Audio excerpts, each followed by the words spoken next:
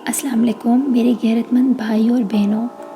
As you all نو جو پچھلے 24 hours سے بلکہ یہ کہنا زیادہ مناسب رہے گا جو پچھلے چند سالوں سے زیادتیاں ہو رہی ہیں. اب وقت آ گیا ہے کہ ہمیں اس کے اگینسٹ آواز کو بلند کرنا چاہیے، ورنہ یہ نہ ہو کل کو بہت زیادہ دیر ہو جائے جب آپ کی اپنی بہنیں بیٹیاں اور مائنڈ سب چیزوں کو فیس کریں. یہ سب نارمل نہیں ہے. یہ آگ جو آج کسی اور کے گھر میں لگی ہوئی ہے کل کو وہ آپ خدا نخواستہ وہ آپ کے گھروں میں میرے گھروں میں بھی لگ سکتی ہے. یہ صرف 100 میں سے وہ 1% کیسز ہیں جو رپورٹ ہو رہے ہیں. ریسٹ آف دی 99% کیسز تو کسی کھاتے میں آتے ہی نہیں، ان کو کنسیڈر ہی نہیں کیا جاتا، وہ رپورٹ ہوتے ہی نہیں ہیں. ایون غیرت کے نام پہ گھر والے یا اور لوگ دبا لیتے ہیں اس چیزوں کو. اب Islamic law consider a rape criminal punishable by death. حضرت محمد صلی اللہ علیہ وسلم کے ٹائم پہ ایک عورت گھر سے نکلی تھی اور راستے میں ایک آدمی نے اس کا ریپ کر دیا تھا، تو اس پر حضرت محمد صلی اللہ علیہ وسلم نے اس آدمی کو سنسار کرنے کا حکم دیا تھا. سنسار یعنی اس کو زمین میں آدھا دبا کر تب تک پتھر مارنے کا کہا گیا تھا جب تک وہ مر نہیں جاتا.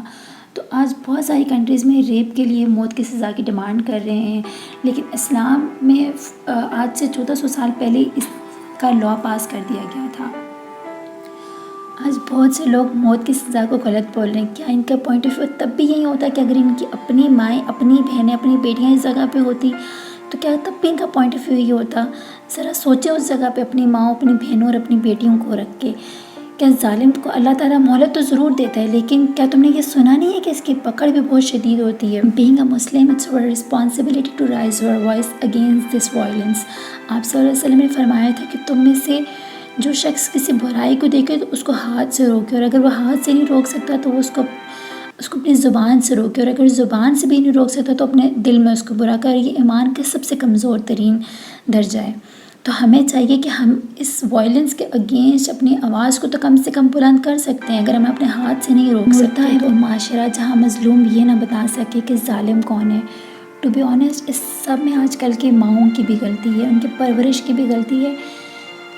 کافی سارے لوگوں کو میری اس چیز سے اختلافات ہوگا، ان کو برا بھی لگ رہا ہوگا، پر کیسے ان کی غلطی ہے کہ اگر کوئی مرد برائی کرتا ہے، کوئی میل جینڈر کچھ برا کرتا ہے تو وہ یہ کہہ کے چپ کرا دیا جاتا ہے کہ وہ لڑکا ہے، وہ کچھ بھی کر سکتا ہے. اور اگر کچھ وہی سیم اگر وہ لڑکی کرتی ہے تو اس کو یہ کہا جاتا ہے کہ تم لڑکی ہو، تم نہیں کر سکتی ہو. لڑکوں کو کس نے رائٹ دیا ہے کہ مغرب کے بعد وہ گھر سے باہر رہیں بلا ضرورت؟ I personally belong to middle class family, اور لٹرلی میں نے اپنی فیملی ممبر سے یہ کہتے ہوئے سنا ہے کہ وہ لڑکا ہے، لیٹ اٹ گو، اگر وہ کچھ برا کرے گا بھی تو وہ نہا دھو کے پاک ہو جائے گا. لٹرلی یہ ورڈس میں نے سنے اور بندے کے رونگٹے کھڑے ہوتے ہیں کہ یار آپ کہہ رہے کیا ہیں، آپ ان کو موٹیویٹ کس چیز کے لیے کر رہے ہیں؟ یہیں سے تو برائی کی بنیاد شروع ہوتی ہے. ہمارے فیملی، ہماری مائیں، ہمارے پیرنٹس کی یہ پرورش ہے، تو ایسے تو کیسے سامنے آئیں گے. اٹس اے نارمل تھنگ، یہ تو نارمل ہوتا رہے گا اور ہوئے گا، کیونکہ ہمارا معاشرہ ایک مرد کی برائی کو کنسیڈر ہی نہیں کرتا، اور اگر ایک عورت کی برائی ہو تو اس کو اتنا ایگزیجریٹ کیا جاتا ہے کہ اس کا معاشرے میں جینا حرام کر دیا جاتا ہے. تو ایسے کیسز وہ سامنے آئیں گے.